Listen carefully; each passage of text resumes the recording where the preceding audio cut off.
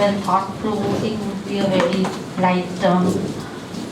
Which is essentially, so it's called RCT, Randomized Controls Trials, which are in villages of Orissa, Rajasthan, and Maharashtra, and all these, but all their field experiments and everything is in India. So, in what category will you, make that fall? Because it's essentially they are trying to help, people here, or the problems here, or the issues here. But then ultimately, it's ultimately getting, I don't know how much of that is getting reflected in the policy, but more in, bettering the lives of MIT professors. So, but then they're also helping, trying to help people of our country, right? So, anyway, so I'll just leave it for discussion. So, you can handle questions the way you want. Take a few questions and then answer, or one by one, as you please. Are we allowed comments? Yes. Of course, yes. I'll have one question for you and a few comments. First, again, I am one of your villains because I do have a foreign degree, but I am on your side on this debate at least. First, I am in the anatomy of mainstream economics, and I teach mainstream economics, macroeconomics I taught, microeconomics also I taught, also at advanced level. I tell my students regarding, say, microeconomics is the foundation of the theory, which you rightly argued, flowing from Adam Smith, David Ricardo, building up to Arrow-Debreu model and thereafter. But macroeconomy is mainly about country-wide models and policies that you impose. Now I tell my students, and I challenge anybody to show me otherwise, that macroeconomics is an imperialist discourse. Just give me one problem in macroeconomics that has risen from the Indian context or some other such context. All problems of macroeconomics, the big ones, have been problems that have arisen in the West and models which have been set up to correct the solutions there. And the correcting mechanisms then became what you rightly call the knowledge norm. That is the technology to solve the problems. So, and then the technology is of course exported, the knowledge technology is exported, which we take in the economics profession as now the given knowledge formation in applying it. So in my class, I start from, say, Adam Smith going to Keynes, say, not even that, say, modern macroeconomics, starting from Keynes, the crisis, then going to Keynes, then going to the counter-revolution, Lukács, Sargent, and all those things, to the current context. All of them, if you look at the big breaks, all of these big breaks are related to questions that have been posed in the context of the West. It's an out. Economics is an out and out, at least the way I see mainstream economics, out and out imperialist. And in fact, there is a very good paper actually. The point is, this claim is not always hidden. There is a very good paper on Journal of Economic Literature, I think, by Lazier, Economics as Imperialist. And he's defending it. That's good that economics is, this particular theory is imperialist in this. So, that's my first comment, that when we discuss political, I don't know whether you'll agree with it or not, but political economy also needs to be, this background needs to be kept when we are discussing political economy. And therefore, voices of dissent there who are, questioning this particular way of doing economics become important in that respect. This is my first observation. Second is, I believe that there is a difference between surplus value and surplus labor. In other words, surplus labor is a primitive category in Marx, and surplus labor can take two forms. If it goes via markets, to simplify the matter, it takes the form of surplus value. If it is directly consumed, the use value, it takes the form of surplus produce. So surplus value and surplus produce are the forms of surplus labor. Surplus labor is the fundamental category, which is why it allows us to compare capitalist, say, class process with non-capitalist class process. Because within non-capitalist class process, you might have both output being produced for market as well as output which is not being produced for market. So that is as surplus value and surplus produce. So that is number one. And if you keep this in mind, then my second observation is there is a difference between capital and capitalism. Capitalism, because Marx named this book he was very careful, capital. He didn't write it as capitalism. So, and if you think of the adjoining aspects of capital, commodity fetishism, abstract labor, the role of savings and thrift as against primitive accumulation, as you are saying, the original sin in the chapter on primitive accumulation that Marx writes, and is referring to this term always as illusion, spectre, a spectrality. In other words, capitalism is more than capital. And it is this delusion you are creating. Knowledge is very critical here. So it begins with commodity fetishism, and this goes on in Marx continually, whereas you say the difference between labor and labor power. A fundamental difference he makes between neoclassical economy, classical economists and Marx, that you're mistaken here. It's a delusion to think that they are selling labor. They're selling the labor power. So the point is, when you're saying that workers are not able, they're not interested in this, perhaps it is part of the delusion that they do not recognize that there is an extraction of surplus labor that is going on, and that surplus value is being extracted. So my point is, if you look at capitalism as a system and the knowledge it is producing, the cultural constructions it is doing of what it means to be labor, who is a laborer, and what is value,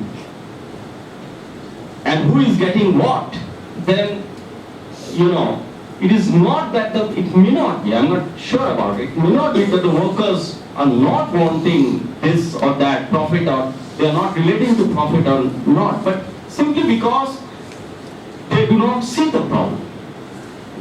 So that's my capitalism as a delusion. Now, these are the two comments. The third one is my question. You pointed out rightly again that look at Ambani, who is competing against Ambani, who is competing against Tata, we can go on and on. Yet when you look at neoliberalism or the modern global order, it is based on the centrality of competition. At least the theory. Think of WTO. The very idea of WTO, an international organization, was created based on competition. Based on Ricardo's theory of comparative advantage, and which will centralize competition. So it's just not market, but competitive market economy that would be the norm. So when you look at, and the global order has been created based on that principle. So globalization is just not something happening. There's a theory going on also underpinning what kind of global order we are creating. Now, how do you respond to this, this kind of order that is being conceptualized, and yet, as you point out, some of the, in terms of, you see big oligopoly competition or big monopoly firms almost at times, who seem to be, outside of competition.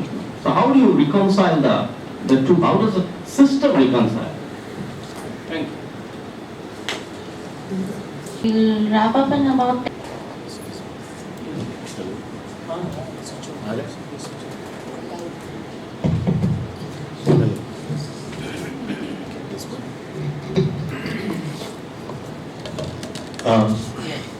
Yeah, this works. I have a couple of questions to you. I'm not an economist and I don't know anything about economy as such, but I'm looking at it from the perspective of the community, the marginalized sections which you spoke about. You categorically spoke on two types of politics.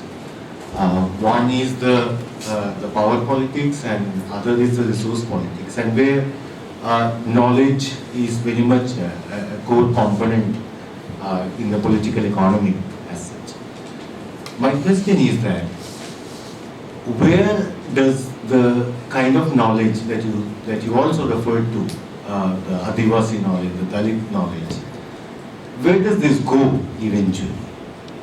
Why does it why is that there cannot be original theories from Dalit perspective, the Adivasi perspective? Why it isn't becoming part of the original mainstream theories?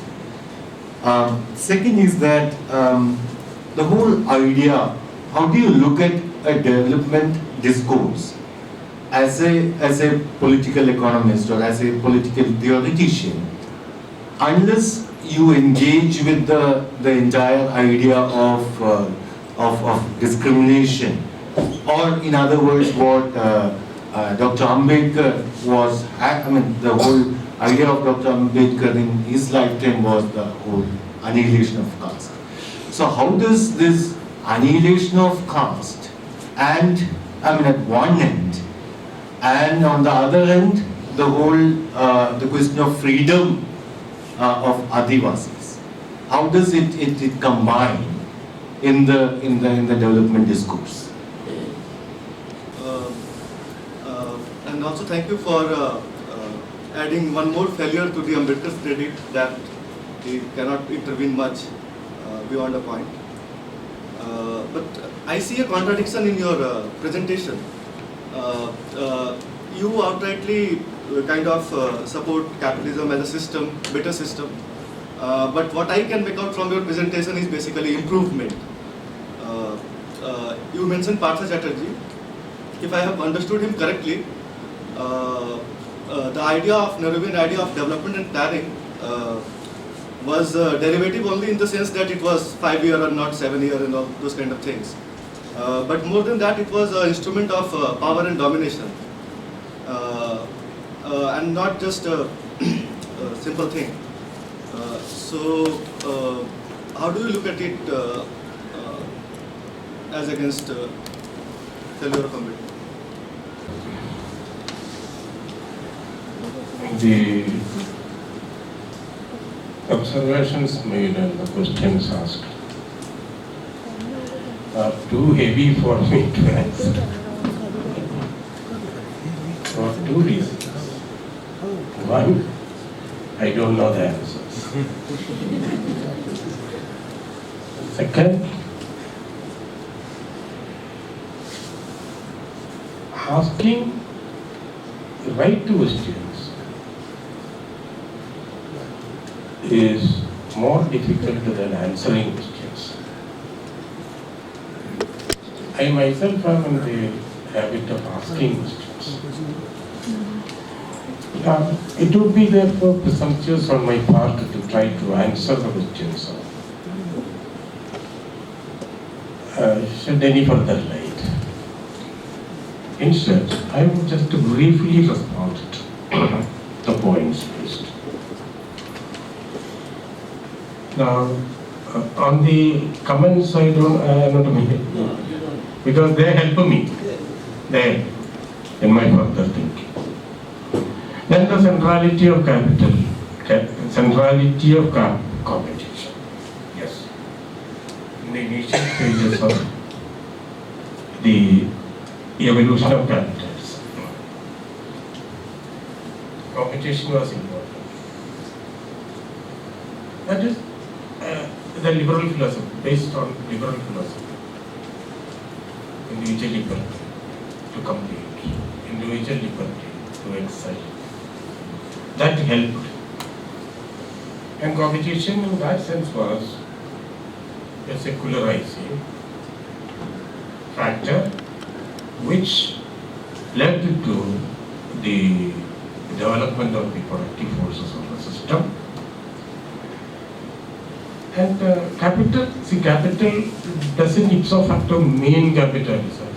And even if it means that capitalism is not such a bad thing to develop an aversion for. So the delusion, I definitely share that. But delusion is about the surplus value extraction. But I don't know whether I got you right. I don't know whether it is correct to think that even highly educated, technically skilled people, they are not able to understand that something is appropriated from them for which they are not paid. But I think that observation we have to make very careful. Now, I am also subjected to correction. I don't know. And then knowledge, what does it go? That is a very good question. Adivasi's knowledge, the least knowledge.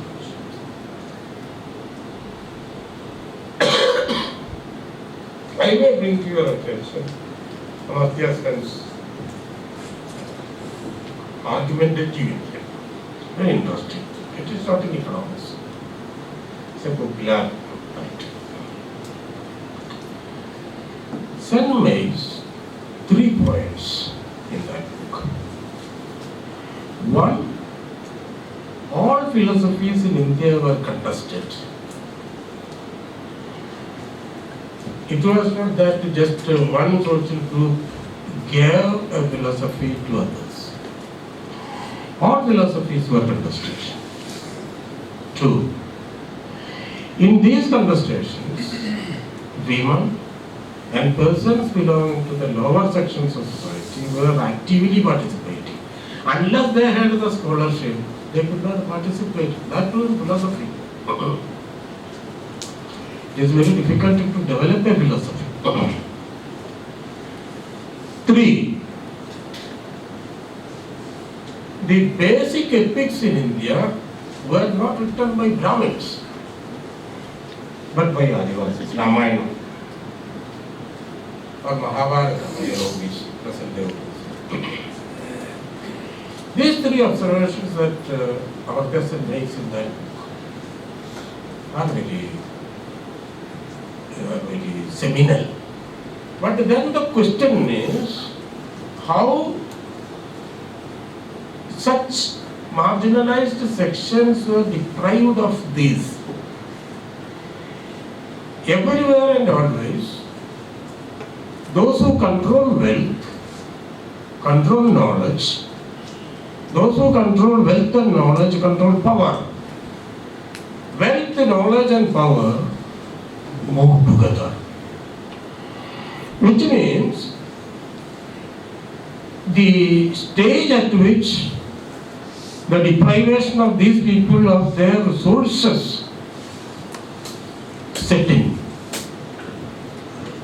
their triple alienation from wealth, knowledge and power should have started. I can only surmise like that, because I have not done any work in that area. Nor the history of knowledge I have not done, nor have I done any serious reading apart from science. So they had this stock of knowledge. Now this is what I said in the course of our presentation. What Marx said in that context is very correct. Ruling ideas are ruling class ideas. So we are always forced to accept the ruling people's ideas. You say something today here, Suppose that same thing is said by the Prime Minister, Narendra Modi. His view will get publicity. You might have said this earlier. So, what is said is less important than who says it. Who says is more important. Then about the self-contradiction, I agree with you because I told you in the course of my presentation that certain observations and statements are a priori, and I will be developing these in the light of the discussions. So I have the selfish interest of benefiting from your thinking. So that self-contradiction I will try to avoid. Okay, so